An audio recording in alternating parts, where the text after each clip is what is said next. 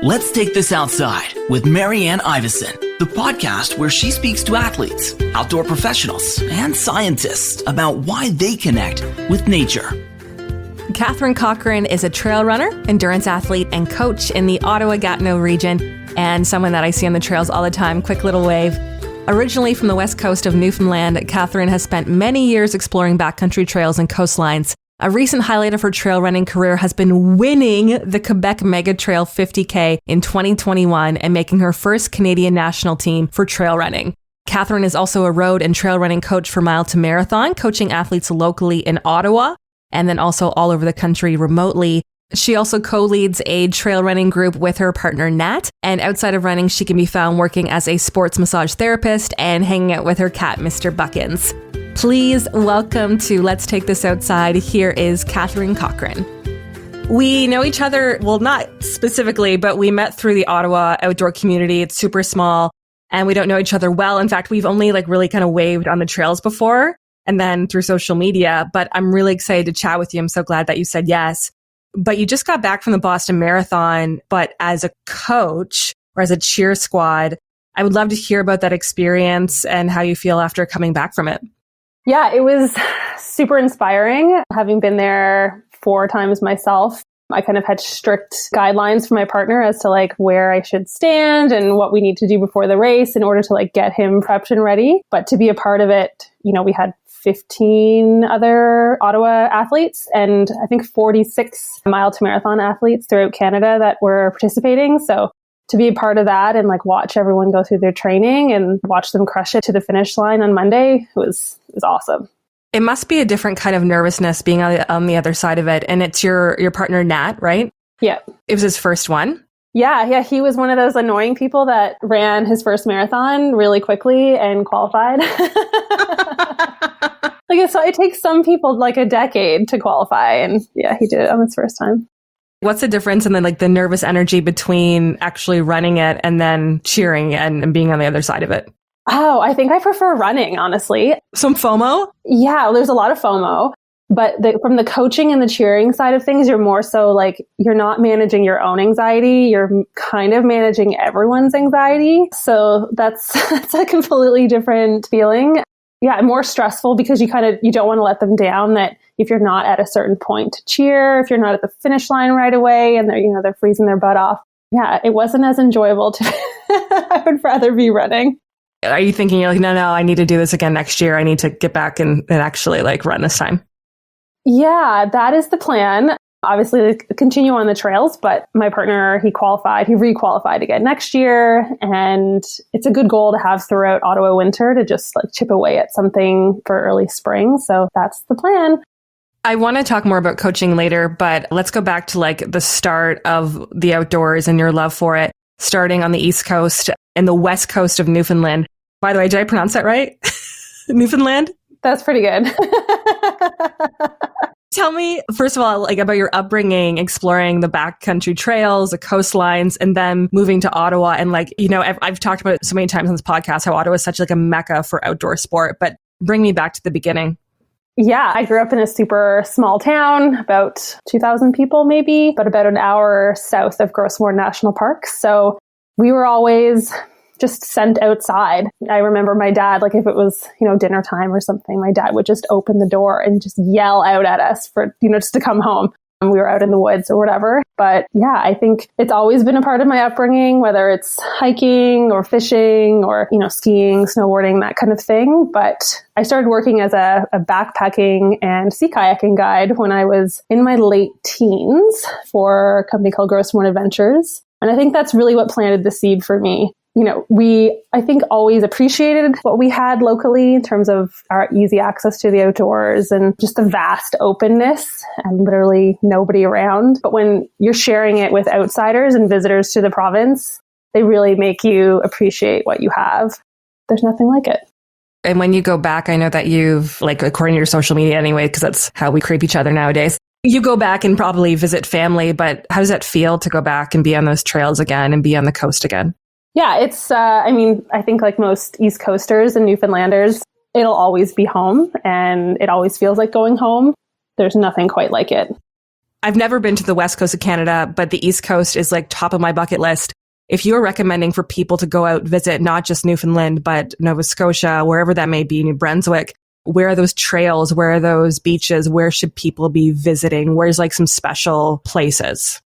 Yeah, I mean, living in Ontario for so long, everyone is like, oh, I've been out east. I've been to Halifax. That's what it is, because that's all that's out there, right?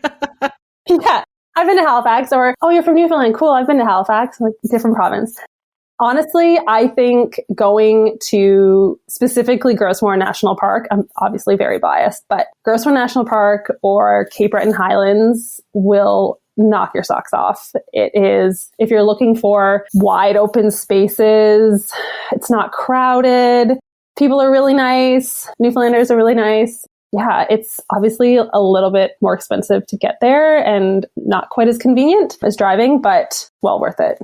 I think about going out there and visiting, and like I feel more connection to mountains, but of course there's something really special about the ocean. If you could pick one between the ocean and mountains and trails, like is that too tough of a question to ask an East Coaster? Oh, yeah, that's tough because I feel like we don't have really big mountains. We have small little mountains on the East Coast, but there's nothing quite like being on like a single track trail that's along the ocean and there's cliffs and the water's crashing and there might be a sunset or whales, or that's just the best, honestly. You can kind of get a bit of both worlds with that too. You can still feel like you're, really high and on top of everything, but without, if you can get the ocean and all the things that come with that. That's something that we don't get here as whales. We may get water here, but we don't get that's not something that we get here. There are no wheels. So when did you move to Ottawa, and when did you did you just naturally kind of intertwine yourself in the community, or did it take a few years before that happened? Yeah, I moved to Ottawa in 2013, and I'll be honest, I found Ottawa to be really difficult to kind of immerse myself in, which I've heard from a lot of people because I didn't work for the government. I didn't have any friends when I moved here. I didn't have a car, which were all big limiting factors of, meeting people. And I thought Gatineau Park, for instance, was this faraway land. For the first 6 months that I lived here, I thought it was really far. And then I think, naturally I met my partner and he knew Gatineau Park really well. I started working at MEC, Mountain Equipment Co-op, and that was really my ticket to the outdoors and meeting all kinds of wonderful people. Do you know Jonathan Smith? Yeah, Smithy. People listening to the podcast are like, I don't know Jonathan Smith, but they should. But they should. I should have him on. First of all, has this amazing British accent, but he is one of those people that is so encouraging and bringing people in the outdoors. I think he's the pinnacle of what I like for this podcast is encouraging others to get outside. So that's actually a really good idea that I should have him on. That's a great idea. And if honestly, I've passed him on the bike path a bunch of times recently, and I could be having the worst run, the worst morning, and he'll just say good morning in his accent. And you're this day is going to be amazing. There's something about this delightful British accent that just instantly picks up your day. Exactly. He's the best. I want to talk about your huge trail run win last year. You've been trail running and you've been on the trail since you were a kid, but when did you start taking trail running seriously? And then I want to talk about the race. Yeah, so I used to be very much into triathlon. I would say I overdosed on triathlon, which I think a lot of more endurance sport athletes will kind of agree with, that you can really get the blinders on and go all in. But through COVID, without having access to the pool and other facilities, I just decided to take a little bit of a break. And I think I really needed just to take a break. And I had been trail running with the group that I lead, Ottawa Trail Crew, just once a week. But it was always a fun little extra thing that we would do on the weekends. And then, when the world shut down, before they closed the park on us, I committed myself. That was a dark time. No, that was a dark time. Don't remind me of that. That was a dark time. That was not a good time. To describe it very, very quickly, because you and I are on the Ontario side, and Gatineau Park, from me, because I live downtown, I don't know where you... Oh yeah, you guys live in Britannia area, right? Gatineau Park's only a 15-minute drive from downtown Ottawa. However, they shut the Ontario-Quebec border down, and it was like a month or a couple months at least during COVID. And it was like Ontario side and Ottawa has beautiful trails, but it was a dark time for us Gatineau Park lovers. I even considered, like, in the last time they did it, when we really thought it wasn't going to happen a second time, so spring of 2021, I actually looked at moving to Gatineau. Just in case it happened again. Like, in a moment of panic, I was like, we can rent an Airbnb. Doesn't matter how much it's going to cost. Like, and thankfully my partner, like, kind of talked me out of it because it would have been thousands of dollars. We can rent our house out. We can move. Yeah, I can vividly remember, like, sitting in the car, listening to the government announcement on the radio and being like, oh, this is it. We're going to move to Quebec. I don't know how you feel, but I imagine that, like, when I'm like 60 or 70, I'm going to live in like this little cabin in Gatineau Park in the middle of nowhere. And just because there's so many people who live this lifestyle where they live there, they live in Chelsea, and all they do is spend time outside all the time. And that's how I imagine my life in the future. Absolutely. We are constantly searching for like an old home to buy that is semi-affordable, but not Chelsea, but maybe north. So you can have access to the park without being around too many people. I want to take it back to the Quebec Mega Trail for a second. So this is one of like the big trail races in like Eastern Canada, or is it in Canada? I don't know much about this trail, like about trail racing in general in Canada. So I'd love for you to tell me more. Yeah, I would say it's up there with one of the biggest in Canada, definitely the biggest in Eastern Canada. Yeah, and I had a wild race there last year. I remember seeing like that you were doing it, and then it was like you won the 50K. I did. So you're going into this, obviously, like you train very hard, but at what point were you running the race? You're like, oh, I could actually win this. And what was going through your head? Yeah, I think that's the fun part because I didn't actually know that I won the race until even after I broke the tape. Like I thought that there was a mistake. Did they put the tape back up? Yeah, I was like, does everyone get this? This is lame. What? There are photos of me, like hilarious photos of me at the finish line with this like really confused look on my face. I'm looking at my partner like, what? And he's like, Katheryn, no, you won. So yeah, I went into it. I think that's the joy of trail running is that you put a lot of work in, but it never really feels like really super structured, like rigid training. It always feels like fun. I mean, some of it's not fun, but it usually is really fun. You know, you're out in the woods, whether you're by yourself or you're with friends, and there's trees and animals and all kinds of fun things. So going into the race, I just wanted to enjoy it, celebrate being able to do a race still in the middle of the pandemic. I would just say, like, I'm going to go out for a rip and see what happens. And yeah, I ended up having a really good run. The best run for females that day, actually. You had the best run. Yeah, there's a selfie of me because I wasn't feeling good. It was a really warm day, like really humid. And I have a selfie that I took to send a friend. And it was just a look of like, I'm really hot. I'm going to die. And then I started feeling really good, which is the thing about some like ultra running and trail running is, you know, you have these highs and lows and you kind of have to ride out the lows to get the next high. And yeah, I was feeling really good. I was like chatting with people and just started picking them off. What went right for you that day? If people are competitive, what went right for you? Like, was it clearly everything, but your eating, your hydration? Like, if you could look back and be like, if you could exactly mimic what happened, sleep, whatever it is, what lined up exactly for you to win? Yeah, I think it was like a little bit of everything. Definitely sleep. I am like huge on sleep. So getting to particularly a large race like that, getting there a couple days early if I can to kind of like get my own anxiety in check and then get some good sleep. Fueling went really well that day. I think I ate a lot. Yeah. And I think just not having the stress of, you know, so many races you go in and you're like, you have a certain objective, particularly my life in triathlon and road running is there's usually a time that you want to achieve, and trail running, time and pace really mean nothing at the end of the day because, you know, whether it's a 50K up a mountain or it could be a 50K that's really flat. So I just wanted to go out and have fun. So I really think that like played into it is that there was no stress. I just did it. And you wanted to have fun and have a good day and have a good race and stay hydrated and not pass out at the end, right? Yeah, I just didn't want to die. So, and I said to my partner, like, I just want to lay in the grass, like afterwards. Like, I'm dreaming of laying in the grass at Mont Sainte-Anne, like everyone finishing the race, going through, having some water, and then just laying in the grass. It's the best feeling. It's like, because it feels cool, right? It feels like really good.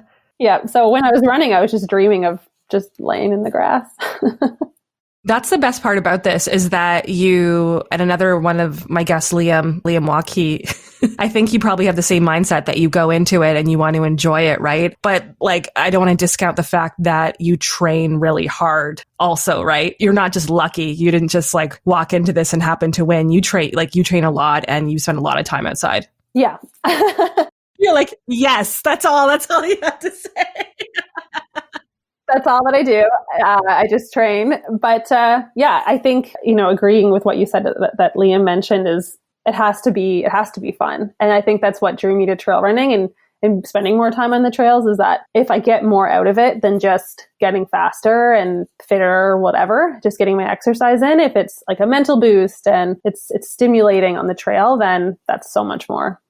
I would love to know when it comes to like self-talk when you are doing, it doesn't have to be a race. When you're trail running and those thoughts are going through your head, how does it differ on the trail versus on the road? Yeah, I would say it's similar, but road running, because you have the constant intensity pretty much the entire time, depending on what you're doing, it's more so just like hold on. Usually for road running, kind of like that would be my mantra, would be just like hang in there. Trail running, I can usually distract myself, whether it's looking at what's around me or counting. If I'm climbing up a hill, I'll count to 10 and I'll count to 10 over and over and over and over and over again. So it's little things like that, which is really different from road running. I find it easier to like mentally check out when I'm on the trails, even though you have to be like fully zoned in because you'll fall. And break something. Yeah, like Liam. Yeah, exactly. That's a great story too. Is there any moments when it hits you and you think, like, this is beautiful? Are you able to enjoy it when you're out there? Yeah, so I think that's important. I think with trail racing and trail running in particular, you can easily kind of get into that tunnel vision if you're working really hard. So I try to at least look around if I'm racing and I don't feel like strategically it makes sense for me to take my phone out and take a photo, at least looking around and, trying to soak it all in. Because yeah, at the end of the day, these trail races are usually held in like beautiful places. So we should appreciate that.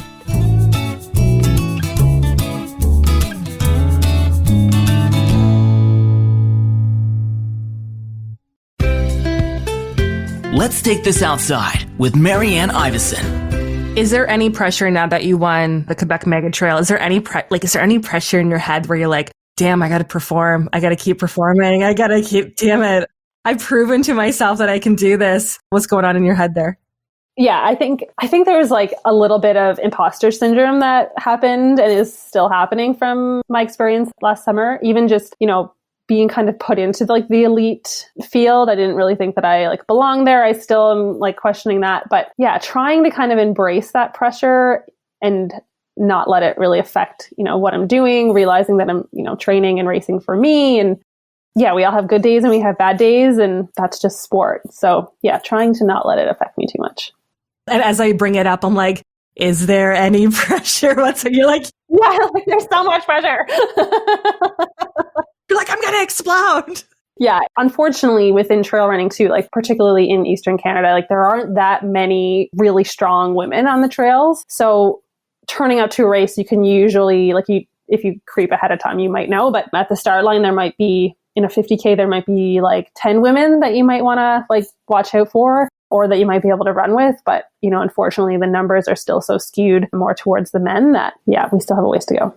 Not that maybe you want more competition in those cases, but is there a part of you when you see that and you're like, there needs to be more women on the trails? Yeah, absolutely. I think, the thing is, there are a lot of women that are getting into trail running and they're getting into hiking and even just like feeling more comfortable to be outside alone in the woods after, society tells us that we shouldn't do that.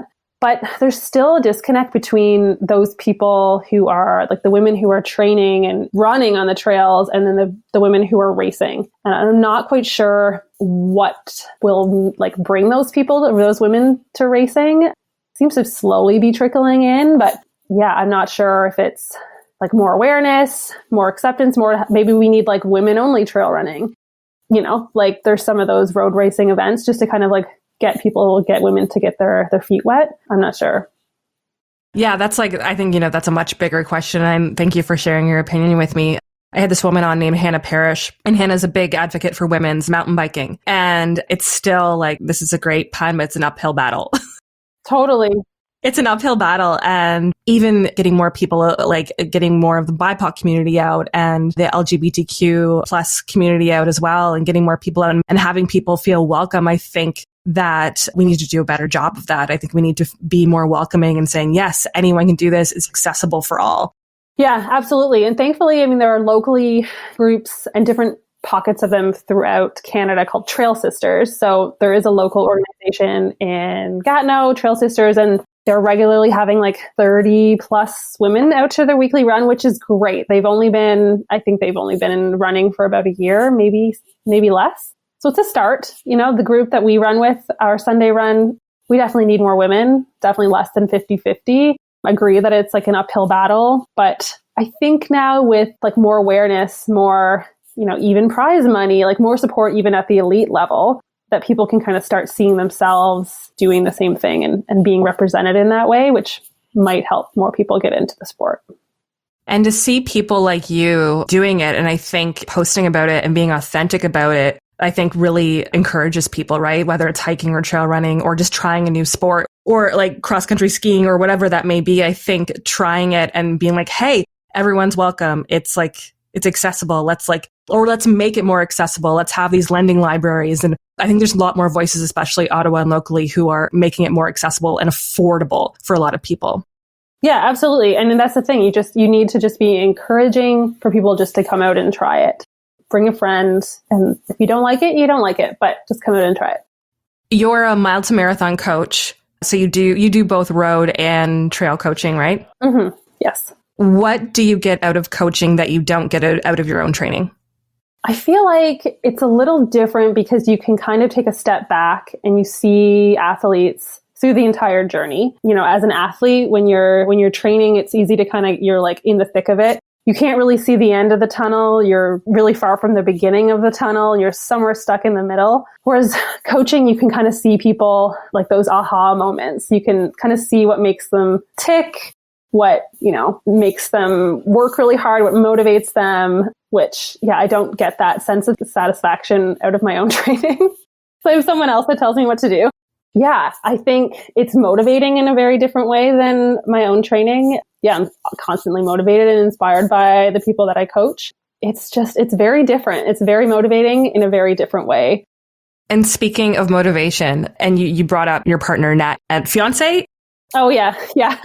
We are engaged. That's like a weird title. So like he's here. He's obviously an athlete too. I would love to know what that's like to date someone or be with someone who is so motivated or as motivated as you and training together. And like, that's a whole other ball game. Maybe it's so natural for you now, but yeah, it's funny because I think it works obviously really well for us. We've been together for, 8.5 years or something. So it works for us, but I can see where it wouldn't work. We are very competitive, like with each other, but in a healthy way. And I think that that's encouraging. Thankfully, we are, close enough in like speed and strength that we can do a lot of our stuff together. So whether it's, we want to go out for a long day on the trails, particularly through the pandemic when, we weren't supposed to be hanging out with anybody else, we could go out for like a 3 or 4 hour trail run or a long bike ride or something together. And I wasn't feeling like I was going to die, which is nice. But I can see how like the competitive edge might be a little bit too much for like other couples. But it also means I've been in other relationships where, the other partner wasn't active and it really just didn't. It's so much of my life and my personality that I don't think it would ever work. Well, I'm glad this is working then. Yeah, it's working. I mean, I got a ring on my finger, so it's working. Do you have any, especially through the pandemic, things changed so much, but do you have any daily routines or must-haves when it comes to getting outside and connecting? And how much of like the nature part of it factors into like the wholeness of your exercise?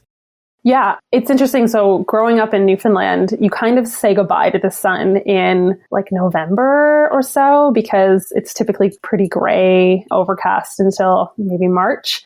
So I have very much always been kind of like a seize the day. If it's sunny, you should be outside from sun up till sundown. And I'm trying to kind of take a step back from that because it's sunny in Ottawa a lot. So there are days in the summer where you're like, you know, I feel compelled to be outside all day. And my partner will be like, Katheryn, it's going to be sunny tomorrow again. Your vitamin D levels must be extraordinary. I mean, I'm sure they're probably like not great. But in terms of routines, I mean, outside of like actual training, whether it's, you know, running or cycling or whatever, I love to walk. And I think a lot of people discovered it throughout the pandemic, but it is really, I think, undervalued just to go out for a walk, like 20 minutes, 10 minutes even around your block. Or, I mean, thankfully I live really close to the river, so I can just 2 minutes and I'm kind of along the river and I can pretend that I'm next to the ocean if I close my eyes. Hopefully there's some seagulls. Yeah, exactly. Next time I'm going to walk behind you, make like whale sounds like, ooh. Was that an owl? I'm not sure what a seagull sounds like. Some kind of scream or squeal. Ah! Wait, what does a whale sound like? Is it like... I'm just going to follow you, make whale sounds. You should do that. And I'd be like, where am I? Am I in Newfoundland right now? I don't even know what my question was. Walking. You like walking? And do you have any like trail race plans this year? Do you have any races in general? Are you getting back into cycling, triathlons? What's next? What's the future for you? Yeah, I'm going to head back to Quebec Mega Trail in July. So I'm sure I'll have a target on my back for that race. But it'll be fun. I know the course really well. It's beautiful. It'll just be fun to be there. Another couple events. I'm actually going to go back to Newfoundland in August for an 50K ultra there in Corner Brook. And I'm actually supposed to be doing trail running world championships in Thailand in November. So cool. We'll see. There's a big asterisk. It's we're not really sure because it was canceled last year and like postponed. So we're not really sure in terms of like if I'm on the team or do I have to requalify? I'm not sure, but maybe Thailand in November.